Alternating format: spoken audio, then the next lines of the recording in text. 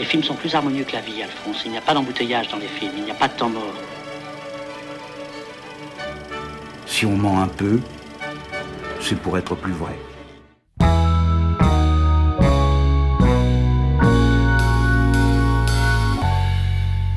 Ça s'est construit d'abord sur l'idée et le désir de faire une comédie un peu plus poussée que celle que j'ai pu faire auparavant, et de faire une comédie autour d'une femme, d'une quadragénaire. On ne dit pas quarantenaire, on dit quadragénaire.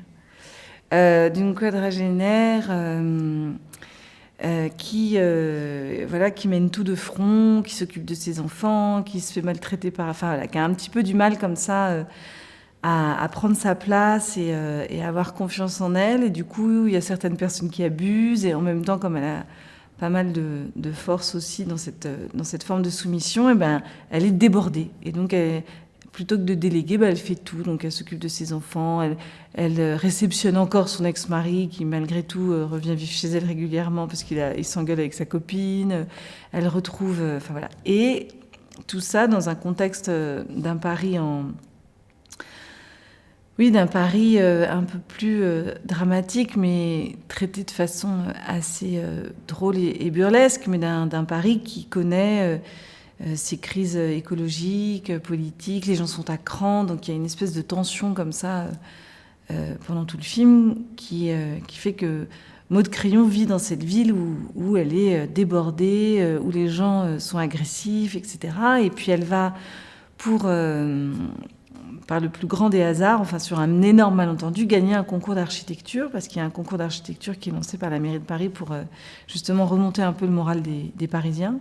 Et c'est elle qui va le gagner alors qu'elle ne l'a pas présenté. Et donc ce concours qu'elle va gagner va lui mettre une responsabilité d'autant plus grande sur les épaules que c'est un énorme budget, etc. Et elle va devoir comme ça mener de front tout ça. Voilà. C'est un peu fouillis, tel que je vous l'ai raconté, mais le film ne l'est pas du tout. Et ça a été toute la difficulté en fait à l'écriture, c'était le désir de faire un film qui serait comme une sorte de tourbillon, pensé un peu comme une bande dessinée, mais pour représenter une forme de chaos, mais qui aurait sa cohérence et son ordre en fait. Donc ça a été assez compliqué. C'est pour ça que j'ai du mal à le raconter, c'est qu'il se passe beaucoup de choses dans le film, mais en même temps, le film n'est pas non plus un désordre. Ce qui m'amusait, c'était aussi de traiter la problématique de l'échec, puisque moi, j'en suis sortie après Marguerite et Julien de cette histoire de l'échec, et puis j'ai connu un grand succès, un grand échec, voilà.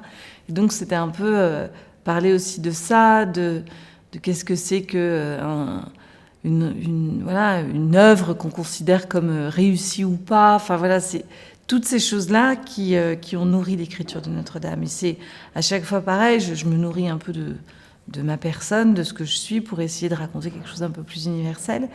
Et donc, il y a aussi cette histoire d'échec dans le film.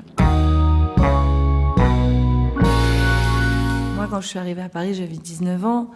Là, j'en ai bientôt 47. Et d'un coup, de voir ma ville changer comme ça, sans le prendre en compte, en fait, c'est pas possible. Je peux pas faire...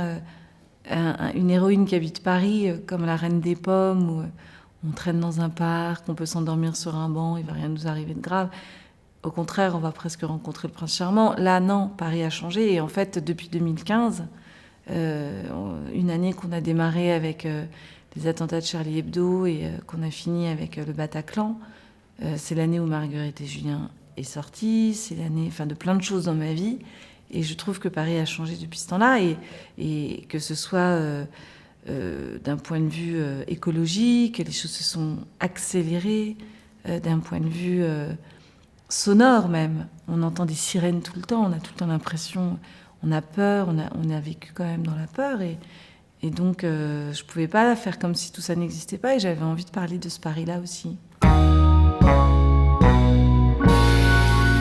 C'était très important ce casting pour moi, parce que je voulais m'entourer de gens qui fonctionnaient entre eux, qui avaient des fortes personnalités, mais qui en même temps n'étaient pas non plus des énormes têtes d'affiche. Je voulais que le casting soit original, mais avec des acteurs très confirmés qu'on connaît. Donc c'était assez complexe, parce que tout le monde ne s'associe pas bien. Et donc La première personne que j'ai rencontrée, c'était Thomas Simeka pour jouer le rôle de Martial, parce que je l'avais filmé quand j'avais fait le petit film pour les Espoirs pour l'Académie des Césars, et il était espoir à ce moment-là. Et c'est en le voyant à travers la caméra sur les rushs le soir, et ça, je me suis dit, ah là là, mais il serait super en Martial. Et puis j'avais vu Apnée, j'avais vu aussi dans d'autres choses, mais voilà. Et puis après, ça s'est construit comme ça avec Maud, et qui pouvait... parce que c'est aussi l'histoire d'une femme et de 2 ex, donc qui pouvait faire le 2e ex, et je voulais quelqu'un qui soit radicalement différent et qui n'ait pas le même registre comique, et qui au contraire ait une espèce de côté comme ça, carré grand, très classe, très... Et voilà, donc Pierre de la Donchamp s'est assez vite imposé à moi. Je l'ai rencontré, j'ai adoré cet homme, je le trouve génial. Et puis ensuite, la galerie de portraits autour, donc... Voilà, la maire de Paris, Philippe Catherine, qui est un homme que j'adore. Enfin voilà, j'avais envie de travailler avec des gens que j'aime. Bouli, je trouvais que c'était étonnant de le mettre dans ce rôle-là, parce qu'on n'a pas l'habitude de le voir comme ça, dans le fidèle complice et associé, enfin collègue.